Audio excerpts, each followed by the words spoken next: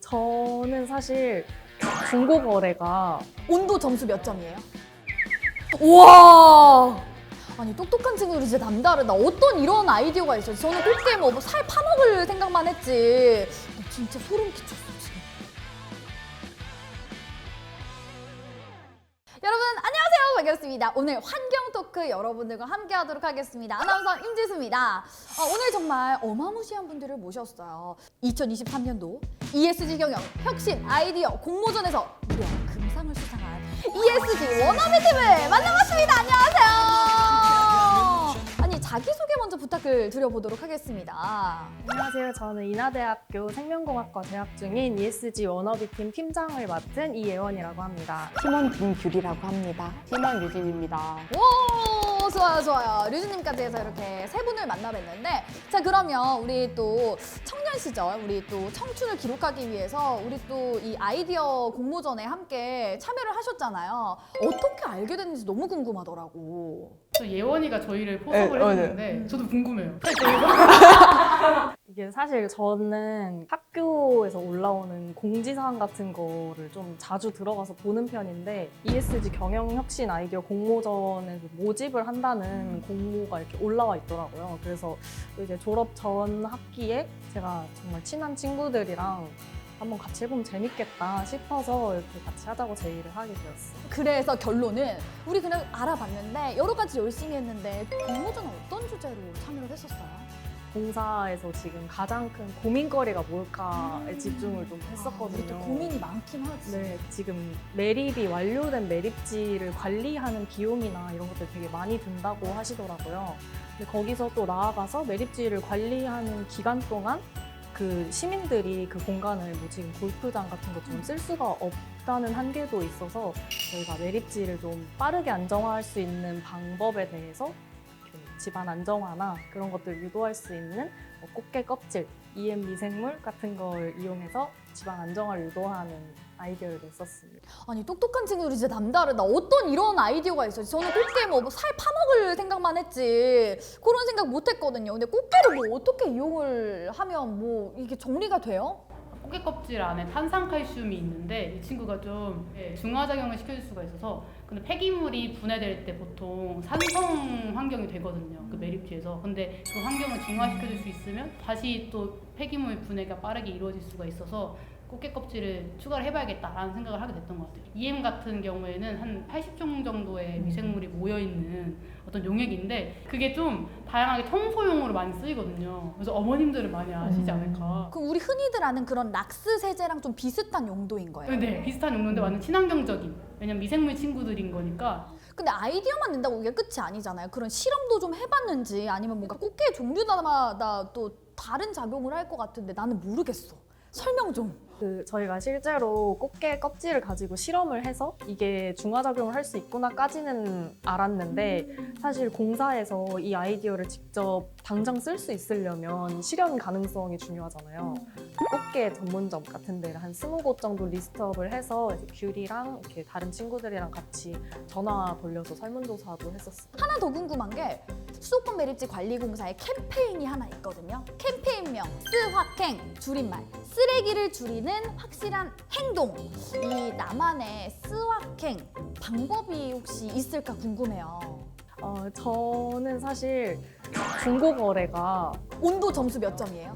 약간 공개하기 좀 그렇긴 한데 아무튼 그 중고 거래를 하다 보면 사실 이제 새로운 물품을 사는데도 그것도 되게 낭비가 크다고 생각을 하거든요. 그 아무래도 소비량이 많다 보면 만드는 기업에서도 만드는 양을 늘릴 거니까 그게 또 버려지게 되면 쓰레기가 되는 거잖아요. 그래서 나는 중고 거래를 하면 그런 새로운 물품 사지 않고 괜찮은 물품을 또 저렴한 가격에 살 수도 있기도 하니까 좀 쓰레기를 줄일 수 있는 행동이지 않나 싶습니다. 근데 예원님은 역시 남다르다. 역시 금상 받을 만해요. 규리님은요? 스확행. 저도 약간 이런 중고거래 많이 하면서 전 약간 좀 프레질한 물품들을 가끔씩 사는데 깨지기 쉬운 프레즈, I'm sorry. 오! 진님 강력한 거 하나 있습니까? 제가 핸드폰에 지금 4년째 쓰고 있거든요. 이거 이거 못 어떻게 이긴다고 박수 가야 돼. 생각합니다. 박수 다시 한번 갈게요. 양보해야 됩니다, 이거. 그래서 제가 좀 전자기기를 잘 안 바꿔요. 좀 오래 쓰는 편이라 친구 자꾸 바꾸라고 하는데 저는 환경 실천 중인 거거든요. 그만 뭐라고 했으면 좋겠습니다. 자, 여기까지 저희 1부 토크를 한번 마무리를 해보도록 하겠습니다. 감사합니다. 정말 이렇게 똑똑한 분들을 모시고 나서 저희가 이런 얘기까지 하게 될 줄은 몰랐는데 한번 딥한 얘기를 좀 들어가 봐야 될 것 같습니다.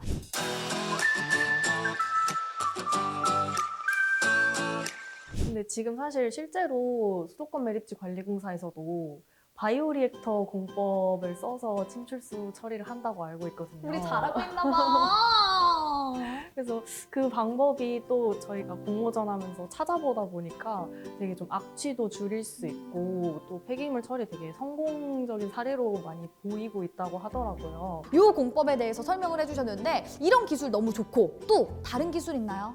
저는 약간 막상 생각나는 건 뭐 기술을 이용을 해서 분해를 하거나 그걸 감소시키는 것보다는 약간 애초에 그 재료 자체를 조금 친환경적으로 만드는 건 어떨까라는 생각이 들었거든요. 약간 생체 분해성 플라스틱 같은 것도 요즘 많이 개발되고 있어가지고 폐기물 양을 줄일 수 있고, 그리고 미생물을 이용을 해가지고 효소공학 기술 또는 대사공학 기술을 통해서 빨리 분해 속도를 촉진시킬 수 있다는 점에서 이러한 미생물을 이용한 기술이 좀 대표적이지 않을까 생각이 듭니다.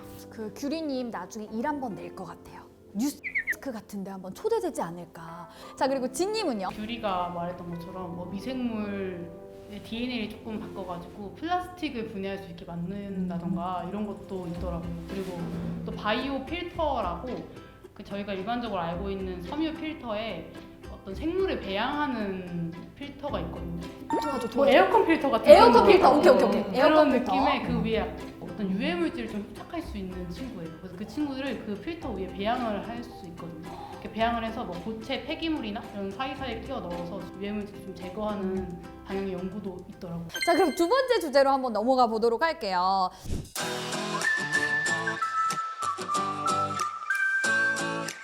일단은 두 친구가 대학원생이잖아요. 그래서 생명공학도로서 관련된 분야를 연구해보는 게 가장 큰 이바지하는 방법이 아니에요. 그래서 최근에 저는 생분해성 비닐을 좀 제조하는 프로젝트를 진행을 했었거든요. 근데 그걸 하면서 자연스럽게 이 연구 주제가 왜 필요한지를 생각해야 하다 보니까 일회용품이 얼마나 버려질지 찾아보게 되고 자연스럽게 경각심을 갖게 되고 이런 것들이 생기더라고요. 자, 우리 예원님은요?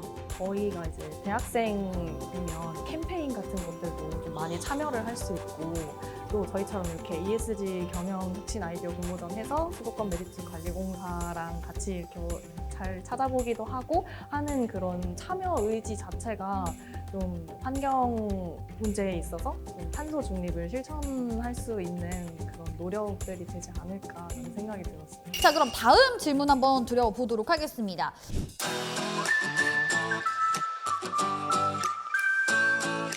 단순히 그냥 사용을 금하는 것은 좀 어렵다고 생각을 해요. 실제로 많은 사람들이 쓰고 있다 보니까 조금 혼란스러울 수 있겠다는 생각이 들어가지고 조금씩 약간 줄이는 방면으로 추진하면 어떨까라는 생각이 들었고, 그리고 약간 최근에 리사이클링, 업사이클링 제품들이 많이 나오면서 많은 사람들이 이제 그러한 제품들을 구매를 하려고 하는데 실제로 이제 가격이 되게 비싸더라고요. 그래서 국가나 기업체에서 이런 걸 많이 홍보 또는 지원을 해줘서 이런 가격 대비 조금 시민들에게 불편을 안겨드리지 않도록 조금 도움을 주면 어떨까라는 생각이 들었습니다. 저도 갑자기 그만 쓰세요 하면 힘들 것 같아요. 너무 이미 일상 속에서 많이 자리가 잡혔으니까 플라스틱 빨대라든지 봉투 같은 걸 계도기간에 정해서 금지했던 기간도 있었고, 아예 종이컵 같은 경우는 좀 전면적으로 사용을 못하게 하는 기간도 있었잖아요. 근데 그 기간 동안 되게 잘 지켜졌다고 생각을 해서 저는 이렇게 좀 대안이 있는 것들 위주로 뭐 계도기간 설정해서 좀 못 쓰고 좀 대체하는 기간도 만들고 아예 이제 전면 금지하는 방향으로 조금씩 가는 게 맞다고 생각을 하고, 또 사실 저는 계도기간 때 다들 텀블러 많이 쓰고 빨대도 거의 안 쓴다고 생각을 해서 이게 굳이 필요할까? 라는 생각도 솔직히 했었거든요. 그래서 국가 차원에서 뭐 계도기간을 만든다던가 전면적으로 못 쓰게 한다던가 이런 식으로 해주면 기업도 당연히 따라갈 거고 소비자도 따라갈 수 있지 않을까. 좋습니다. 예원님은 어때요? 그래서 저도 그때 이제 막상 하루아침에 일회용품 다 쓰지 마세요 하면 종이빨대 써야 되고 이제 그래서 뭔가 딱 오늘부터 하지 마세요라고 전면적으로 금지하는 것보다는 좀 차차 진행을 할 수 있는 방법을 좀 생각해보면 어떨까라는 생각이 들었고, 또 종이빨대가 불편한 것도 있지만 저희 생분해성 플라스틱 비닐 같은 경우에는 일반 비닐보다 비싸거든요. 그래서 좀 사람들이 사는 걸 꺼려하는 경우도 있는 것 같아서 국가나 기업 차원에서 그런 것들을 그냥 가격을 좀 조정해주는 방안을 내주면 어느 정도의 어떨까라는 지원금이 생각을 있거나 했습니다. 이런 네. 식으로 말씀하시는 거죠. 그럼 마무리를 해보도록 하겠습니다. 사실 우리가 이 문제성에 대해서는 너무나도 잘 알고 있지만 이 해결책을 내는 게 쉽지는 않은 문제인 것 같아요. 그래서 오늘 이렇게 귀중한 시간을 내어주신 것처럼 계속해서 이 주제에 대해서 이야기를 해보고 실천을 할 수 있는 방안들에 대해서 뭔가 인식을 하는 것 자체가 실천에 한 걸음 더 다가가는 게 아닐까, 저는 좀 조심스레 생각을 해보고요. 구독, 좋아요, 알림 설정 잊지 마시고요. 여기서 저희는 인사드리도록 하겠습니다. 우리는 지금까지 ESG 워너비였습니다. 안녕!